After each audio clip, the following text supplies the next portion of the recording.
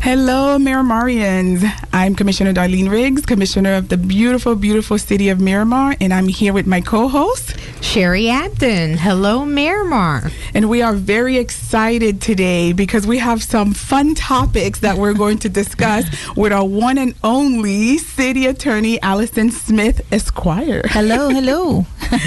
Miramarians, we have a few questions that you've been asking us, and we are going to give you the legal aspect of things today, what you can do, cannot do. And you know, one thing that you've told me when we first met, Alison, and I've tried to apply that little knowledge where you say, you know, call you first before I commit the crime.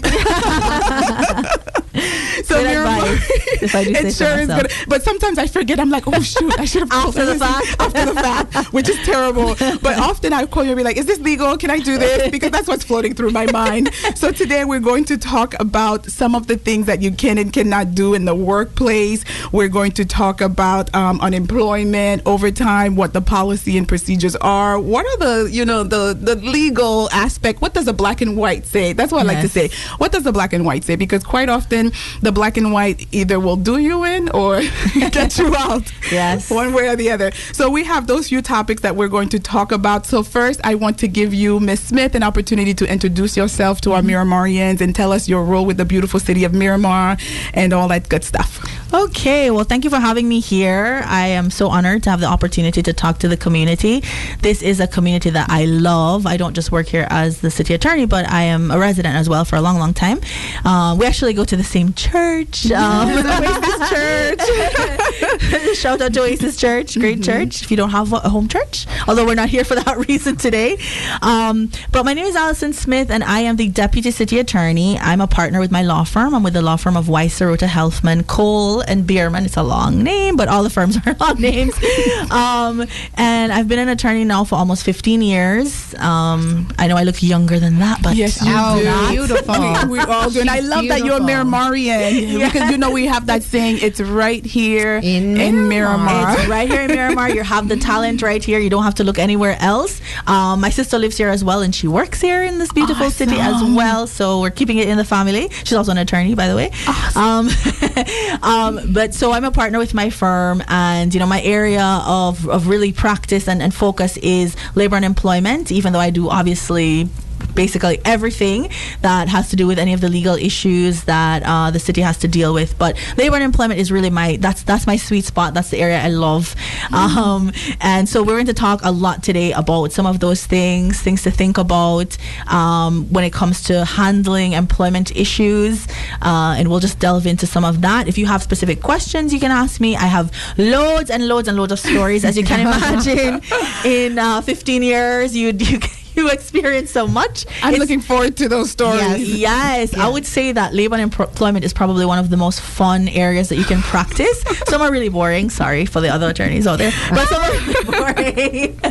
But labor and employment is fun. It's lots of fun. So I have lots of stories to share. You know, and I have a lot of questions because that's an area for me that's really gray. Yeah. So I know I've dealt with some cases where we might have, not with the city of Miramar, but my other area in nursing. Yes. That's my other life, my other background. Yes. And I know some cases within the hospital system or even the nursing schools where we've wrongfully terminated. So can you speak from that perspective? So how do you properly terminate someone, and who can be terminated without an explanation or reason, and who cannot?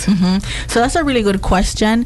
We're in a unique environment because we're a public entity, so I get lots of questions and confusion even at like upper levels of management, because some people do not come from a public sector background, they come from a private sector background. So it's a little bit different, although there's still a certain amount of diplomacy that you have to exercise when you're doing terminations. There are some best practices. I know that you've probably been watching the news, and I have been watching it with keen interest because, you know, we recently had, this is not delving into anything political because I can't opine on anything political, but in terms of the labor standpoint, we've recently had Omarosa who's come out talking about her firing from the White House, and she has this book, and what I think a lot of people are missing, and one of the points that nobody really is talking about is the actual termination. That's what I'm paying attention to is the actual termination, how it took place. Did it follow some of the best practices that we would encourage employers to follow. So just to backtrack a bit, going back to us, as a city, so we're a public entity. So we have unions. So we're in a unionized environment, which makes it very different than like the private sector where there is not a union. There are some private employers who still have unions. We have three. We have 3 unions. So we have 3 different collective bargaining agreements. So we have 3 different books, essentially, that we have to follow. A lot of fun. Yes. And so when we discipline employees, all of the 3 books, one thing that is consistent in all 3 is that we have to have just cause for the termination of the employee. That's for all employees? That's for all union employees. Union. Okay, so the executive staff that's not under any union umbrella doesn't fall under that particular. So let's talk about them, and then we'll talk about the union folks. Yes. So your executive staff, can they be terminated without just cause? So there's no such requirement. There's no just cause has to be present. They can be terminated at will because they are considered at will employees. No, this is something that I've sat and done training on. I have spoken about numerous times. I've been invited to conferences to speak about this because there's such a massive misconception with the at-will concept that that is what causes lawsuits and employers to get in trouble. Because so nothing is like total in the law. Everything is sort of like gray and fuzzy a little. So even the at will concept is not like a total like fluid thing where it's sort of like, okay, you wore purple today, I don't like purple, leave. So it depends on how good your attorney is. That's what I'm hearing. So it depends on how good your attorney is. If they're awesome, then they can convince any jury that this whole at will thing didn't apply to me. So one of the reasons why the whole at will concept is important to understand is because I'll give you an example of like one of the things that happens that all the time, this is like a routine thing, is an employer will want to terminate, not necessarily the city, the other employers, as I do represent other people, other companies in other cities. So an employer will want to terminate an employee and they'll say to me, let's say, I'm going to use Sherry because she's here. Of course, we would never terminate you because you're wonderful. But let's say it was Sherry, right? So they say, okay, we have an employee, her name is Sherry Abdin, she's really not performing up to par, and I really need somebody who can just hit the ground running and really back me up and be like my right hand. So I want to terminate her. The first question I ask, and everybody gets upset all the time, I have to take all the blows all the time, they're always mad because I never tell them what they want to hear. First question I ask is, okay, you're saying she's underperforming. Do you have documentation? That's my first question. At least a verbal first and then something in writing. I think that's the mistake that is made so frequently because what happens is usually Sherry the year before got an amazing evaluation and then today you're firing her. It doesn't make sense. It doesn't. And to me that is something simple. You would think. You know what the pushback is? Report cards. Right. It's a report card. You have straight A's and yet today you're underperforming all of a sudden, and I need we're to get expelling you from school. So then Sherry turns around and says you're sexually harassing her. That's why you want to fire her. Yes, it's the truth. It's the truth because what you do is you open up yourself to a claim. Because so when I ask for documentation, the response I get back, as you can guess, is, well, isn't Sherry at will? That means she serves at my pleasure and I can terminate her at will. And I have to say, remember, every person in this room, every person in this building that we're in, every person in the world belongs to a protected category. So people think, I've literally had even attorneys say to me, I had an attorney say to me one day, well, too bad for me, I'm white and Jewish, I can't file anything. I'm like, you're white and Jewish, you can file something. You're actually 2 protected categories. And I said, and by the way, are you over 40? Because that's also a protected category. And he was. So I said, you're in 3. Some people only have 1. You're in 3. So everybody's in a protected category. So when you terminate them at will, like if you've ever seen a termination letter and it basically says, Sherry, thank you for your services. You'll be terminated effective tomorrow. And you don't give a reason. That's causing Sherry to start thinking, okay, what could it be? Because I know I'm amazing and wonderful and clearly the best employee they've ever had. Has my manager lost their mind? Have they gone mad? No. I think it's because I'm this, that, Indian, whatever. They start thinking. The employee starts thinking. I've been getting these dirty looks. I just noticed today. Yes. I've been uncomfortable for so long. All of a sudden, all these, emotions come, whether they're real or not. Whether real or imagined. Perception is reality. So that's your perception. Your perception is my boss is a different race, is a different gender, is a different religion. I'm Muslim, they're Christian. I bet you it's because I celebrate the Muslim faith. All of a sudden, you and that happens all the time. It happens all the time. And I done an investigation. I did one where I had a person complain against an employee, a female employee. He happened to be male. So he complained. It wasn't a discrimination thing. It was a hostile work environment thing where he said, she's being aggressive and she's making the work environment intolerable. I meet with this person and I meet with her and she says it kind of like flipped around because I met with her and she said, you know what this is all about? This is because I'm a woman. And he's discriminating against me because I'm a woman. So now I'm in the middle of investigating. And you're usually used to the opposite. Yeah. I'm sure. Wow. Yes. And she said, it's because I'm a woman. He doesn't want to take direction from a woman because he's a man. And that could be based on, her perception could be based on a number of things. It could be a prior job. It could be another experience outside of work. And she literally said, basically, in so many words, I have to be stronger and I have to be more aggressive than the men because I'm a woman and every single subordinate I have is a man.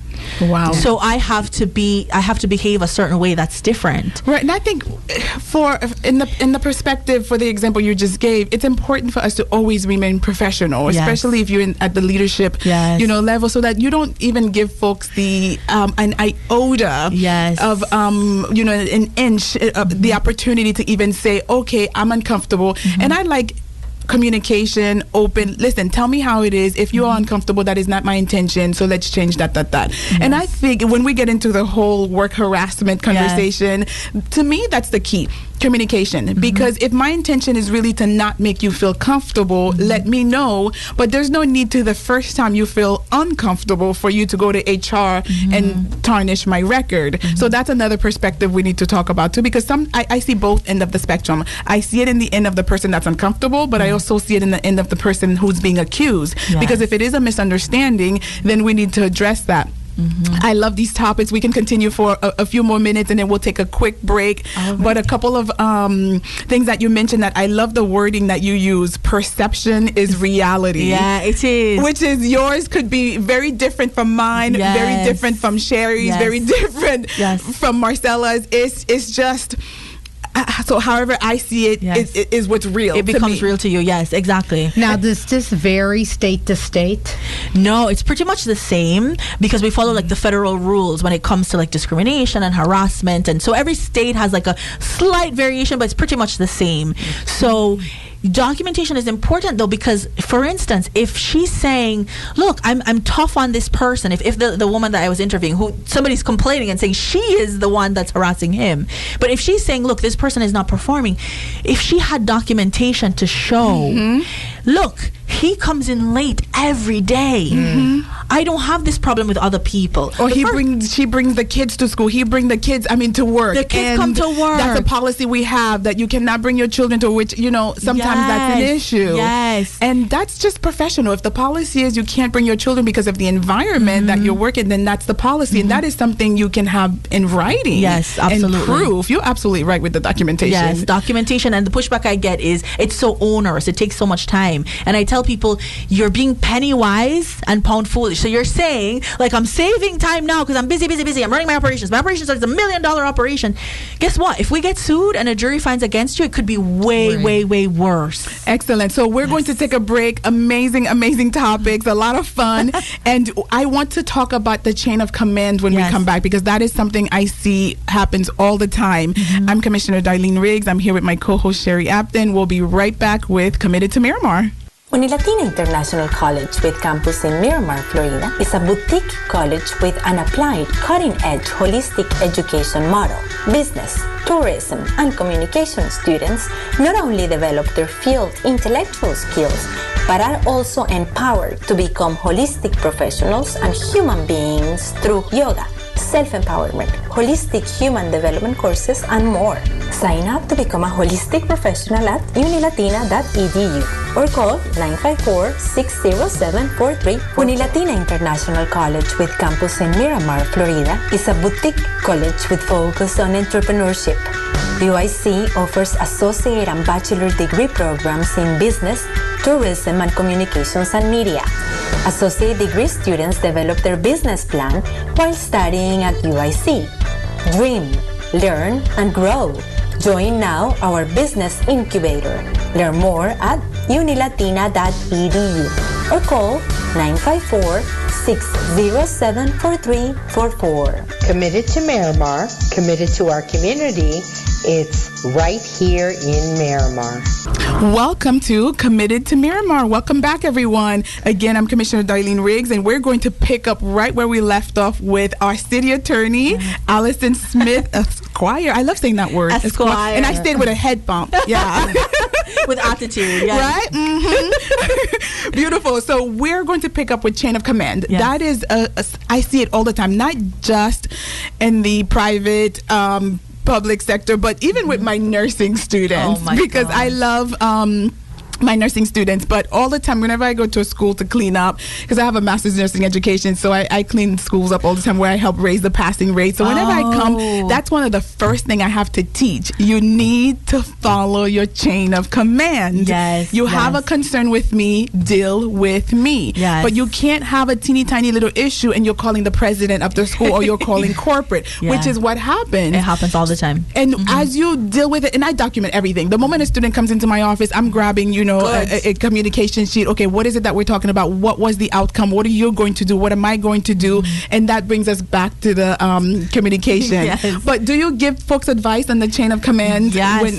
Yes, actually. So even when I do the trainings, so I do all the training for the staff, as you know. It takes a long time because we have a big staff, but I do training for all 1,200 people. And one of the things I talk about, regardless of which issue we're talking about, whether it's sexual harassment or whether it's discrimination or retaliation or any of the topics I train on, social media, I always try to talk about going through the supervisor first. Actually, first is if this person, like when I do the sexual harassment training, which I know we'll touch on, I always say, look, if this person has done something, this is a peer, one of your coworkers, and they've done something that you feel is inappropriate, sexually inappropriate. 90% of the time, they honestly, genuinely didn't know that this thing was making you feel uncomfortable, right? So if you are in that situation, you need to go to the person and just say, like, Sherry, I love you. You're so sweet and you're so nice. But I'm just a little weird when it comes to certain things, and you can even put it on you so that way that person doesn't feel really bad, because honestly sometimes people cry. I've had people cry when I've had to confront them and say somebody's not really happy with something you said or did, and they actually burst into tears. So the idea is go to them first, give them an opportunity to respond and defend themselves and say I really didn't mean it. I have a client, and I've talked about this before in training, where I always say, be observant. Think about when you're interacting with somebody, you can read people. It's really not that difficult. Most people basically wear their feelings on their sleeves for the most part. So when it comes to being touched, people who do not like being touched will let you know they don't like being touched. They don't have to actually tell you verbally, I don't like to be touched. You can tell because when you hug them, they're stiff. Exactly. I gave an experience where I have a client, and I love my client very much, but and they've been my client for years, and there's one lady that works there who I knew the day I met her, the moment I met her, that she is not a toucher. She doesn't like to be touched, because when I gave her a hug, I could feel like her soul depart. I just took leave. You're in her personal space. She was like, you are violating my space. And that's fine. And sometimes it's a culture thing too. And the opposite, a lot of cultures, kiss on the cheeks, hug, full-blown hug for like 2 minutes. Yes. And other people are, let's just bend our heads. Yes. let's just not shake touch hands. at all. Right. Yes. So it depends on the culture. And as professionals, we have to be able to read that. You're absolutely correct. Yes. And you're right. Talk to that individual at that moment and let them know, listen, and anyone who's a professional will understand. I didn't know that made you feel uncomfortable. Absolutely. And then you make a mental note. In the future, you run into that individual, you know how to greet them. Yes. There's someone who shall remain anonymous. who at the city, I'm Haitian, so we do the cheek thing, right? Cheek, yes. So whenever I encounter that individual and I go to do the cheek, they grab me by the shoulder, like to make sure that there's a distance when we feel it. So I'm planning on having a conversation with this individual so that next time we just shake hands. Yes. Because I think, and I think they're professional enough because I pick up on that vibe. I picked up on it, and it's so funny if they're listening. You know what? I know for Indian religious Muslims, the hugging for the woman, it's a little different because in the religion they don't want the woman's breast to touch against the man's chest. So it's not that they're standing off, but it's just part of the culture, I guess. I've experienced that with my friend's husband many years ago. She's Muslim, and when I met her husband, I did a whole cheek hug, everything. And she told me after that you made my husband feel very uncomfortable. I was like, oh my God. But honestly, that's the way to do it. I know. So when I see him, it's just a handshake. That's right. Yes. And I don't mind. It's don't not want offensive. Exactly. Because you actually don't want to offend the person. So just being aware is very helpful. I had another client I just went to very recently, and I met one of their employees, and everybody, it's a cultural thing. Everyone there hugs and kisses and all of that. And I'm a very warm person, so I absolutely love it. I don't mind. Regardless of who the person is, I really don't care. It's not a problem. I know if you're being creepy, and usually people are not being creepy. And that's what I said too. I've heard some things about some folks, and I said, no way, that person is not sexually harassing you. That's just who they are. Yes. After your in-service for staff, I ran into a couple of the employees. I said, because I'm one of those, when I laugh, I hit people. Yes. Right? So physical contact. Yes. I said, you know what? But the thing is, with the men, they're big. I said, you don't even feel me. I'm like a mosquito on your arm. So that's not harassment. Yes. But then they're like, Commissioner, it's how I feel. I was like, you feel this way, okay? I'm telling you, I am dictating how you feel about this interaction. But it's so funny because they know I'm not the type who's going to sexually harass anyone. I'm too busy. I'm like, listen, I got to go. I've got a million things to do. I've got 3 places to be at this very moment. I know. You're always on the go. I know. We try to emphasize it, and we try to make sure people know it's serious. But I went somewhere. I went to a client, and literally I said hello to one of the employees, and everyone hugs and kisses. And so I went to go hug her. She literally mid-hug said to me, I don't like to hug. And I'm going to make sure that everybody knows, because I notice people here have been doing that. I want to make sure everybody knows that I am not a hugger. And I said, that is so good. I'm so proud of you, because that is exactly what you need to do. Because she had gone through my training, by the way, where I say in the training, look, if you don't, we're not telepathic, right? We don't have telepathy. We don't know that you don't like it. Right. We live in South Florida. We just happen to live in South Florida. So when you go to other places, like my sister lives in the Midwest, they're not huggers. They don't hug. They're very, very, very friendly. But they're, friendly from a, hi, how are you? Good to see you. God bless and you, or something. And that's about it. Okay. And I think it is easy to read if we're paying attention. Yes. I remember some folks I met recently. They're Haitian, and we do the kiss, and I did one, and like, oh, you're missing another one, and I'm like, oh, goodness gracious. Yes. And other people, like the employee I just described, literally, I feel like he's going to break my shoulder. And I'm like, oh, God, I need to talk to you because I'm like bruised right now from him keeping One day I asked Commissioner Riggs, do you think you've sexually harassed anyone? And she says to me, not unless they have cake. I love cake. I'm a dessert. She's a dessert. She can afford it. I can't. I love special occasion.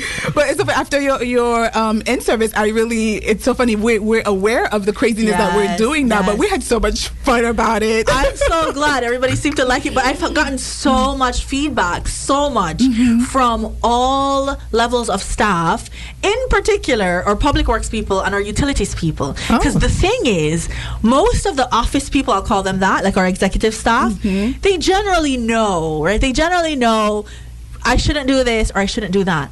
Our staff that's like on the road and they're working very, very hard in our trenches and that type of thing, they're just not usually around like office people as much. Yeah. So they joke a lot, and their job is hard. So there's levity. You bring levity to the job. You joke around. You make fun, but we still have to be careful because they are interacting with residents, and we want to make sure that there's professionalism at all levels, and you know how to transition properly when you're speaking to a resident.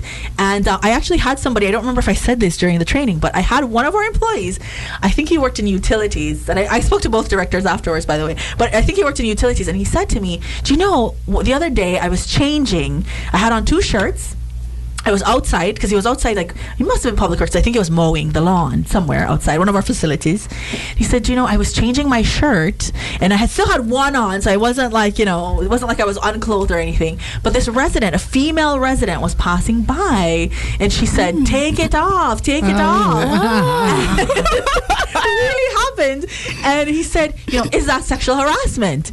And I said, well, it's a one-off, so it's not going to amount to sexual harassment because there needs to be a pattern.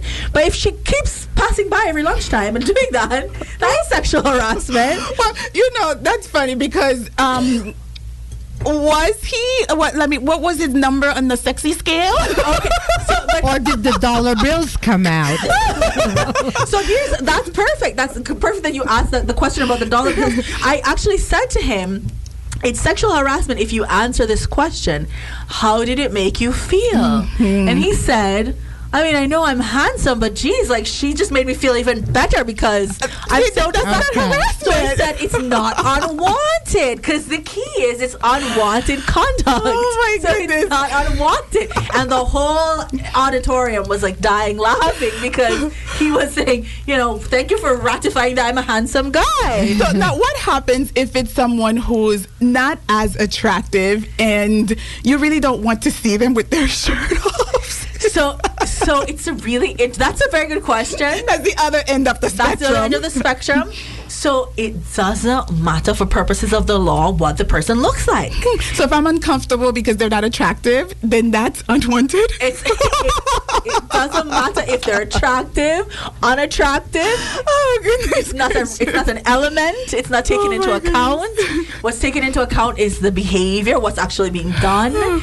And is it wanted or unwanted? Is there a pattern? So can you sue for emotional distress? You can sue for all sorts of things these days. People do.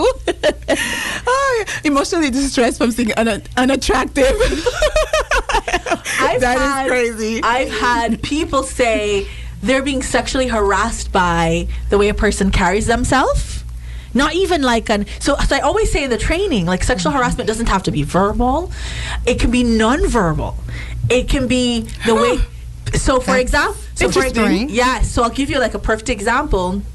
So I had a client where he had a secretary, and this was in Miami, and she loved I call them micro mini skirts. Hey. So she loved very, very short skirts, and she loved her cleavage area, right? She just liked it. So for her, she liked to display those things, like her legs and her cleavage area. Her boss, who was a male, and an older male, and very traditional, and came through the ranks as a very traditional person, and at that time was very senior in the company, was completely thrown off and uncomfortable because he would tell me I can't focus, right? He can't focus or concentrate. Too many headlights. It's like things are all over the place. And he said, she would bring me a paper and she's bending to give it to me. Not that she was intentionally, but you have to bend. Yeah. That is a perfect nonverbal example. Yes, and I could see that because even as a woman, I would probably be uncomfortable too, because I've interviewed folks where I'm like, I would not wear that to an interview. I would not wear that. Yes. Oh, wow. Yes. And so... remember, and this, keep in mind, this was like in maybe 10 years ago. This is way before the Me Too movement. Imagine now. Imagine. So I love that. We are having so much fun. When we come back, I want to talk about something very interesting that you mentioned at the end service in reference to third party being uncomfortable. Yes. Now, how funny is that? Yes. So you may not even need to be involved in the uncomfortable. yes. With the issue that's taking place. But even if you're a passerby, if you're, that is amazing. I did not know that, and that's very interesting. So when we come back, we will talk about that. Again, I'm Commissioner Darline Riggs, and you are listening to Committed to Miramar with our City Attorney, Alison Smith, and of course our co-host, Miss Sherry Abdin. Keep it tuned. We are coming right back. Hey Maria, congrats on graduating. Must feel good to be done with school. Yeah, well it is, but I still have to pass the NCLEX test in order to get a job. Okay, well, is the test difficult? Extremely, and I've already taken it 3 times and still can't pass it. What seems to be your major issue with the test? I don't know, maybe I don't have the right training, or I don't really understand how to study for the test. And I really want to start working as a nurse. It's so frustrating.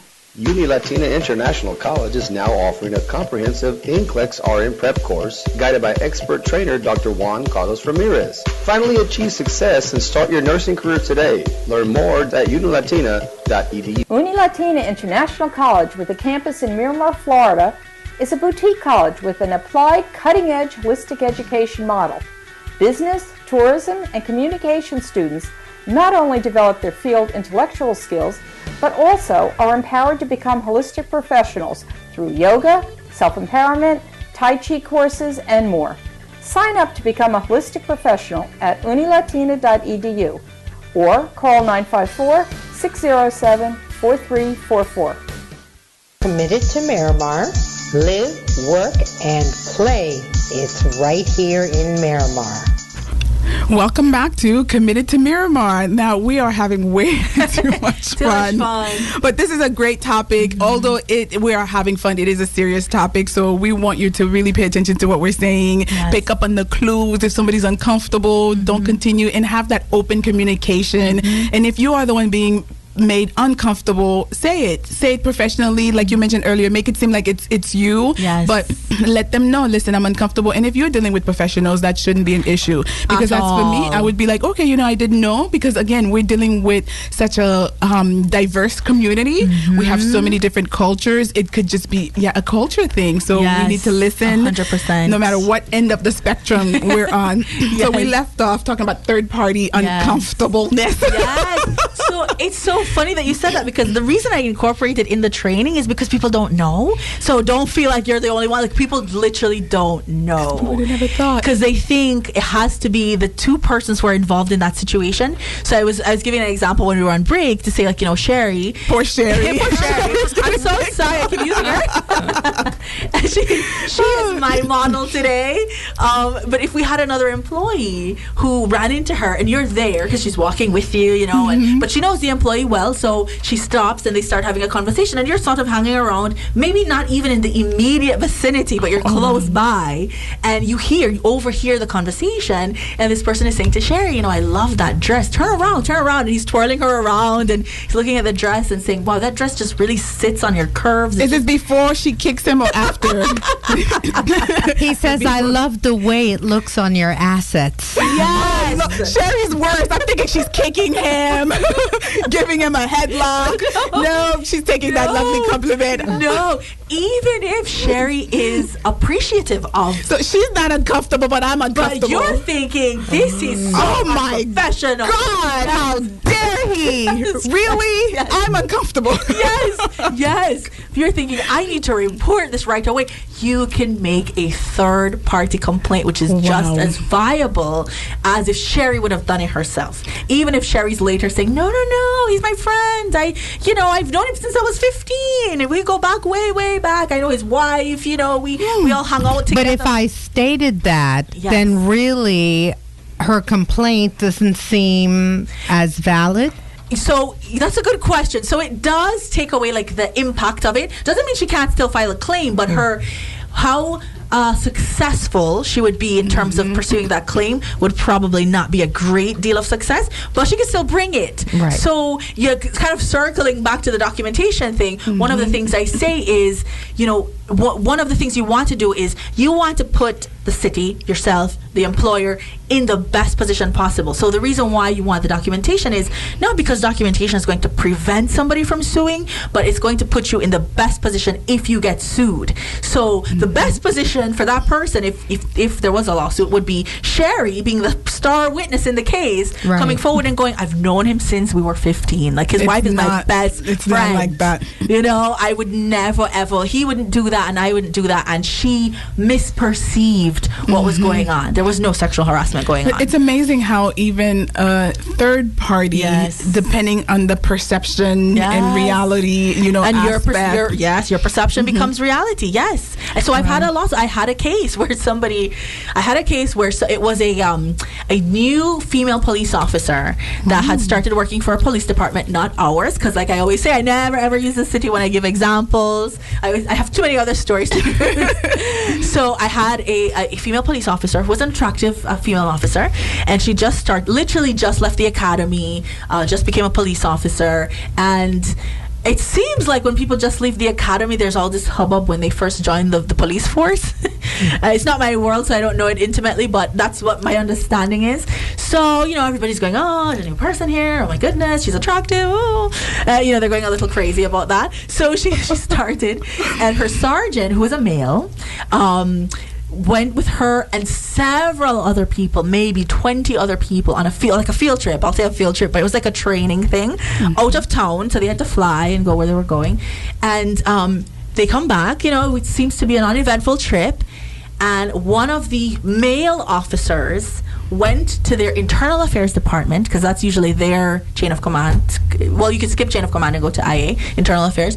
Went to internal affairs and said, I was at this getaway or this training this weekend, and this woman was sexually harassed by the sergeant. This new, and imagine this poor new lady that just got harassed. So of course they're absolutely having a heart attack because this is a new person, and they want her to feel at home and welcome, and they certainly don't want her to think there's any kind of environment of sexual harassment going on at that police department. So they call me and they say, look, we want you to do an investigation. And I go there and I would meet with IA and we start the investigation. So we call her in, and she is absolutely flabbergasted. I would be too. She is beside herself. She is confused. Like, what are you talking about, right? She said, I am the strongest woman that you could ever meet. Wow. I promise you. And I can handle it. She said, if a man were to do anything of the sort to me, I would be the first one that would be in here. I have no issue reporting it. I have no allegiance to anyone. I don't care. This job does not mean that much to me to where I would subject myself to sexual harassment. I want to file a complaint against the person who filed. Wow. So you have to be careful doing those things. Yes. And we talked about the chain of command earlier. Yes. So wouldn't it be better to go to this individual and say, you know, I saw that. Were you uncomfortable? Yes. You know, to see, do you need assistance? And if the person is not uncomfortable and they don't need assistance, let it go. Let it go. So, you know, we're not, you know, superheroes here trying to, and especially a strong police officer, right? So these things we have to be careful, because wouldn't that complaint be on as a public record, you know, forever? So that's the bad part. So that's why I've told people, I actually say that when I do the any training, but in sexual harassment in particular, I say to them, listen, even if it's unsustained or unfounded or unsubstantiated, because of our public records laws, if that gets put in your personnel file under Florida law, they have to be maintained for 50 years. Wow. A lifetime. Because 50, your whole lifetime. Yeah. Because you're probably at that point, I don't know, 30, 40, maybe even 50.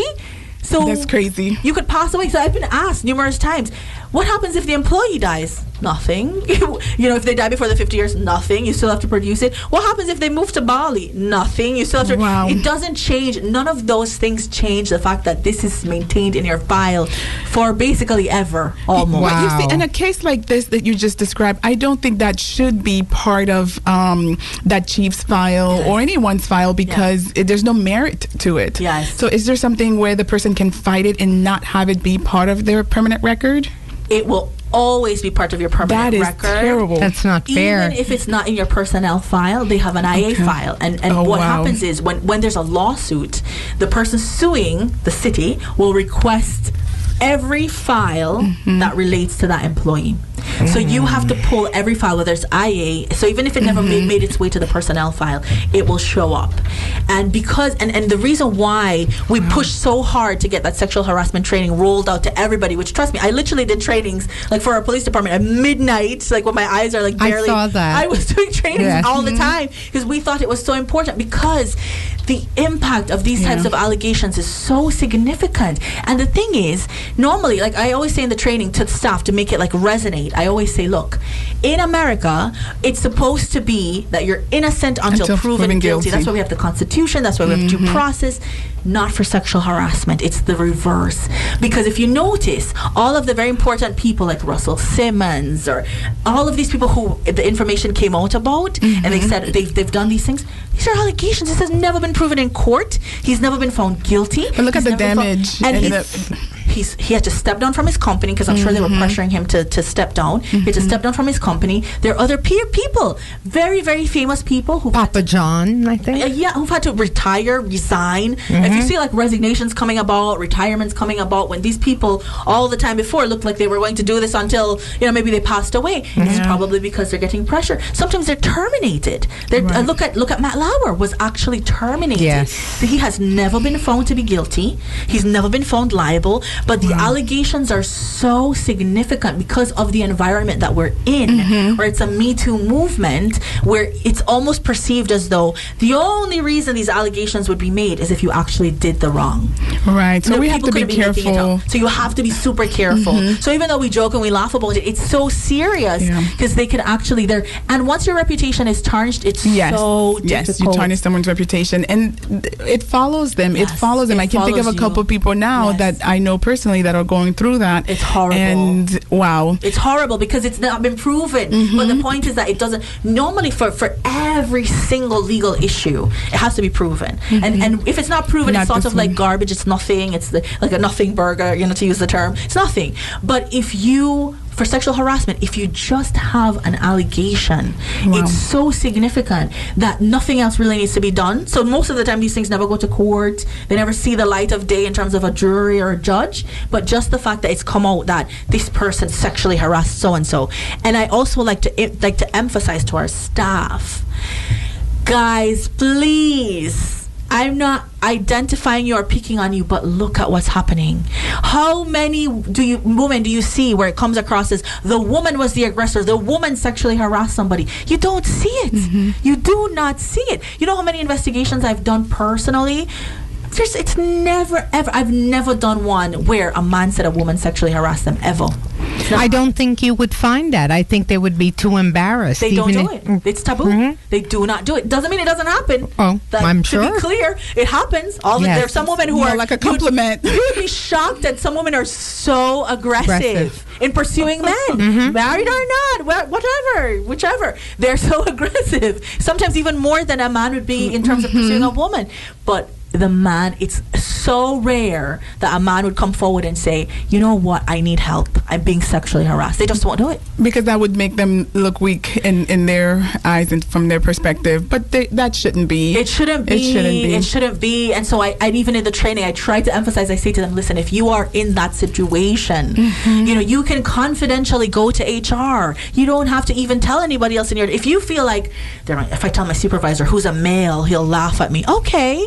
That's fine. Go to HR. If you're thinking they'll think I'm a wimp or something, that's all right. As you mentioned earlier, the men, they do have to be careful. So when they're having certain meetings, now we're getting to the point in this life where we have to dot our I's and cross our T's. So you have to make sure you meet where it's a crowded area or there's a third party. Sadly, but I don't think that way because my intention is not to sexually harass someone. Yes. I have a meeting. I go meet someone, and I don't think anyone would ever come in sexual, not in any employee anyway, because I can handle. I'd be like, have you lost your mind?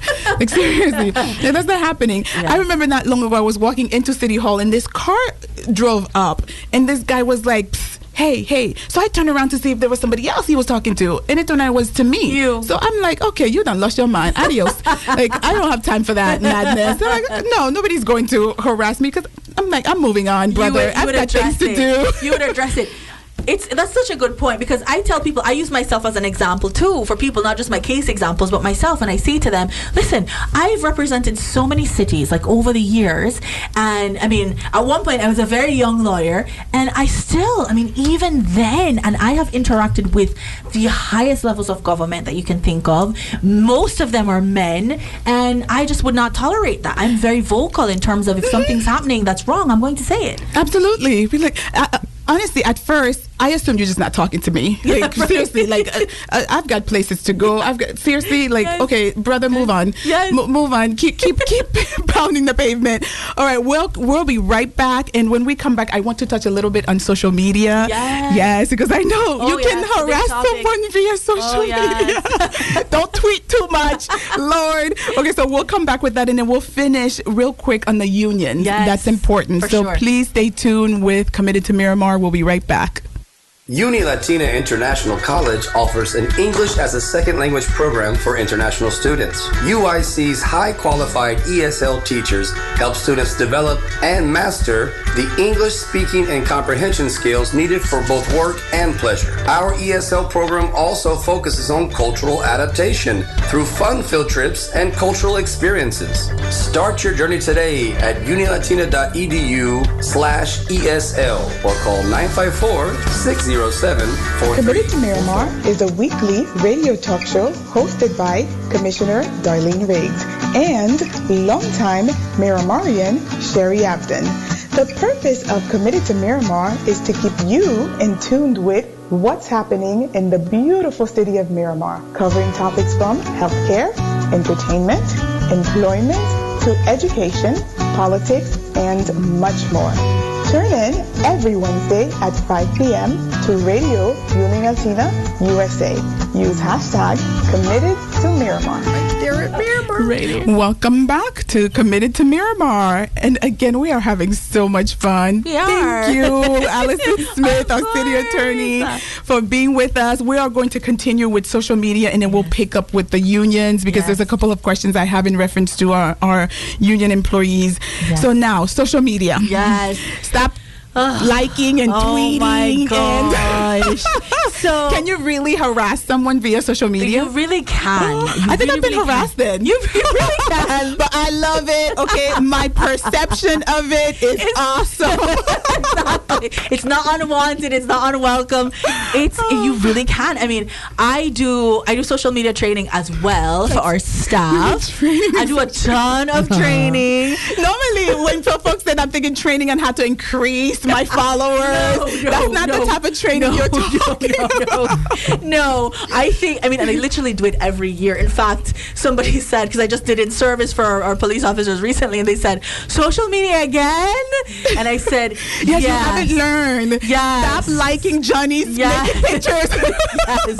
Yes, social media again. Because we're in a viral state, and it can go viral, and the worst thing in the world would be something from Miramar going viral. I would have a heart attack. Me too. So I tell them, so one of the things is, this happens all the time, right? So everybody's on social media. I am not. I do not like social media, but I'm not advising anybody, don't go on there. I just don't. So I have nothing. You can't find me on Facebook, Instagram, nothing. You don't exist. I don't You have exist. no clout. You need some clout. Oh my goodness. How can you? I absolutely hate social media with a passion. And I've sat on panels with judges who have spoken about social media. In fact, I get called by my law school all the time to go back and speak to the students, because everybody's on social media. And I sat on a panel with a judge, and he told me recently that his neighbor told him, hey, can you get my daughter a job? She just graduated from law school, and she graduated from an Ivy League school, okay? So he said, of course, he knows all the firms. Of course, all the firms want to help the judges. Understood. So he got her an interview with a very, very reputable national firm. She goes to the interview. She's like top of her class, and she speaks well. She articulates properly, and she's amazing grades. But for them, which is very common these days, by the way, all employers check your social media accounts. We do for the juries too, by the way. When we're selecting a jury, we check your social media. I check my students. You check your At students? the very last class, leadership, I do. And a few of them I've had to pull aside and say, please clean up your social media. Because I honestly would not hire you as a professional. This is what happens. Yeah, I wouldn't. This is what happens. So this lady, this student, went to go for this interview. So the last part of their process in hiring is checking social media. So they went on her social media, and apparently she had, the bar is like a very, very stressful, horrible time. So when you're done with the bar, you tend to want to let off some steam, right? Because it's like you just had this very terrible, horrible, hard experience. So you can have a better life. Right? You don't think of the long term, you're thinking of like the short term. But you just ruined it by having too much fun. So now you have all this fun, and all your friends are there too. So you just took the bar, so everybody's together. So it's kind of amazing because you just went through this horrible experience. She decided that for her fun, she was going to visit a particular establishment, where they have people there entertaining you in certain ways, and you can use your imagination on that. And then she was bringing with her, some toys of various kinds, things of that but nature. Why put that on social media? She thought it was super funny to record it and memorialize it and put it on social media. Now that's a record that's there forever, because even if you take it off, somebody could have saved it, and that is forever. I tell them, people take screenshots. How do you think they get? I'm very good at that. Click, click. Yes. Right away. Because the person might pull it down. How do you think they get the celebrities? They do the screenshots right away. So even if 2 minutes later you pulled it down, in those 2 minutes, I've had typos, and I'm like, oh my goodness, I spelled such a thing, so I delete it. But yes, I'll see it flow again on somebody's record, and I'm like, wow, really? Seriously, I thought I deleted that. That's forever. Needless to say, she did not get the position. What a shame. What a shame. And a person who went to an Ivy League school, no reason to not get the position. But you have to remember that these companies, even like the city, wants a certain image to be portrayed, right? They don't want somebody who looks necessarily like they're, partaking in certain things that may not be, Because we go into a profession where we have to be professional all the time. But she should have known that. As a professional. And for the health field, I tell students that all the time. I said, you're not only a professional when you're under the roof of whoever has hired you, you are a professional all the time, whether you're at Publix, whether it's on the weekend, it's your birthday, or so. I don't care what it is. Wherever you go, you cannot act a fool. Yes, wherever you go. Well, I try to tell our staff, like, very, very strenuously, remember, you are a public servant. You are a public servant. You are paid by taxpayer dollars. So it's so important what you do, because you're being watched all the time. And that's why I have to, for me, because I'm boring. I don't do I'm boring. I have 4 kids. I can't not be boring. I'm all about family and children. But not only I'm careful what I do, what I say, where I go, not only because my children are watching as an example, but as a professional. A lot of time I'm thinking, you know what, you're getting on my nerves, but I'm a commissioner. Exactly. And I love you. I love my community. How may I help you? Yes, I am always a professional. As a nurse, it causes me to act right. As a commissioner, as a mother, as a wife. So I have so many aspects that keeps me walking a straight line. But I'm just a boring person to begin with. Yes. So I don't do the club thing or thing. But that is such a good example. And I think that's where folks get in trouble. Yes. But liking the pictures. So going back to the social media in terms of harassment. So everybody's on social media. So one of the things that happens is, people like to get likes. Okay, people like to get likes. It's an ego booster. It makes you feel good. You may be having a bad day and you post a picture of yourself and somebody says you're a royal princess and they like it, and then you're like, I'm a royal princess, right? So I rock. I'm amazing. I had a moment there where I thought I wasn't, but now I know I am. Right? So because of the likes, because you got a like, right? But then you notice it's always Johnny liking you, right? But then all of a sudden, because you can check, it's the same person liking every picture. By the way, some relationships break up because of this, because your boyfriend's liking. I never check who's liking. I'm like, okay. You can check, and your boyfriend or your husband can check. So if a man is liking every single picture, and maybe one of those pictures happens to be you in a bikini, and you're lounging on a chair. And your husband comes, who's Johnny? You're like, I don't know who Johnny is, but Johnny likes all your pictures. He needs to be blocked. Right. That's right. You can block. So staff gets really, really mad when I talk about the social media liking, because they say, well, we have freedom of expression and free speech and we should be able to like whichever pictures we want. It depends on your profession. And I say to them, you have to be careful, because if you keep liking somebody's picture, there is a pattern, and that person may perceive it as being unwelcome, which means that you're treading into the territory of sexual harassment. If you're doing kissy faces to people's pictures, if you're doing these emojis or you're doing the kissy faces, think about those kissy faces. Do you want to do the kiss? Stop and think before you press like a heart or a kiss. Do I really want to send a heart or a kiss right now? Maybe just a smile is okay. Maybe just do it with no kiss. That goes for texting too, huh? I use emojis a lot when I text, because it kind of just says everything without having to write an entire sentence. Yes. Millennials as a group tend to not like words at all. They do not like words. Words are bad. So they like emojis. You have to be careful, because there's an emoji for everything, everything. I'm hungry. My stomach hurts. I want to stab you. Yeah. I want to love you. There's an emoji for everything. You're getting on my nerves. Yes. You have to be careful, because it's subject to interpretation when you don't use words. Even words. That's why attorneys have jobs. Even words are subject to interpretation. I was texting with my niece. I saw there was an entire paragraph that I did not understand. That's what I was like, okay, I'm trying to figure out this emoji to make up her sentence. And I'm like, so I text her back, OMG, please write out everything. Millennials do that. I got a text message from somebody. It was similar. They literally wrote everything in emojis, and I just deleted it. I was like, I'm not going to sit here and figure out what this means. Remember back in the days when we had beepers and folks would text them and we were trying to, okay, what does a 771 mean? So we have the same thing going on with emojis. It's nothing new. It's nothing new, and you have to be careful when you have co-workers. You maybe Sherry, sorry, I use you again, but maybe Sherry is sick. Poor Sherry, she's a subject today. By the time she's done, she will have been harassed, emoji to death. We'll send her some kisses at the end of the show. Kisses, But if I'm talking to Sherry and I'm Sherry's coworker and I haven't seen Sherry, maybe Sherry has been absent for the last 3 days, and I just want to check on her because I think, she's not sick. She was on the beach. She's in Costa Rica. She's having a good time. Sipping a pina colada and putting it on Facebook.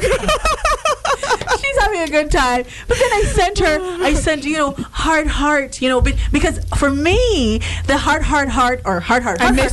is what's going on. I'm sending you love, but not like love in a sexual way. I'm sending you love in terms of, hey, I'm just checking on you. I care about you. Like, I'm very much you were like that.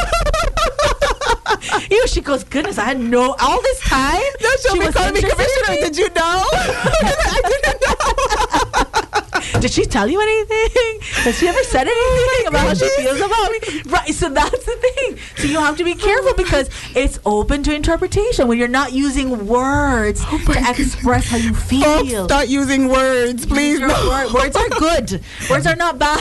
I bet you my husband's listening. He's going to be sending and my kids, words are good. My oldest, he's 14. All the time I'm like, Michael, spell out these words, please. Oh my goodness. Spell them out. I'm telling you, younger people and millennials, they just love emojis. They love it. And Apple, if you have an Apple phone, keeps coming out with emojis that, like you said, say what you want to say without having to say it. So we're kind of like a lazy generation. People don't want to actually write anymore. Because we're multitasking. You're multitasking. But we have come to a generation in an environment where you do have to be careful what you say, what you do, how it's interpreted. We can't just go on, blindly in life. We have to pick up on the clues. We have to respect other people's space. My goodness, we talked about so much, but we have some questions that we never got. I want to make sure we get to what you need. Okay, that means you'll have to come back. Of course, I'm more than happy to. So thank you so much, Alison. I know an hour went by. We need to update folks on a couple of things. So we have the NCLEX review coming up. That is in September, every Tuesday night at City Hall, 2300 Civic Center Place. That is for nursing students. So if you know a nursing student who needs to pass the NCLEX exam, the state exam, in order to become a registered nurse, that class is free. And everybody is welcome. Tell your friends. It's on Tuesday nights in September. So I believe September 4th is our first night from 6 to 9 at City Hall. We also have Taste of Miramar Miramar, November 10th. We also have Burgers and Brews. And don't forget, last week we did the show in reference to our city website, miramarfl.gov. So if you want to know what's coming up, what's going on in the beautiful, beautiful city of Miramar, check out miramarfl.gov and just play with that website. You'll see everything that's coming up. I will see you at Burgers and Brews. I believe that's our next thing coming up. Friday. And again, yes, this Friday. So again, Alison, thank you so very much. You'll have to come by because we didn't get to hit on the different unions. But we had a lot of fun. And you can always look on the website too if you have a question for Alison. If you work in the city, play in the city, have fun in the city. So again, I'm Commissioner Darline Riggs. Thank you so much for turning into Committed to Miramar. I'm here with my co-host. We'll be here next week. We're here every week. So turn in, and I love the beautiful city of Miramar. We are here for you. Reach out if you need us. And thank you to Uni Latina, okay, for giving us a home to come to you every week to educate you on what's going on in the beautiful city of Miramar. Remember, it is right here in Miramar.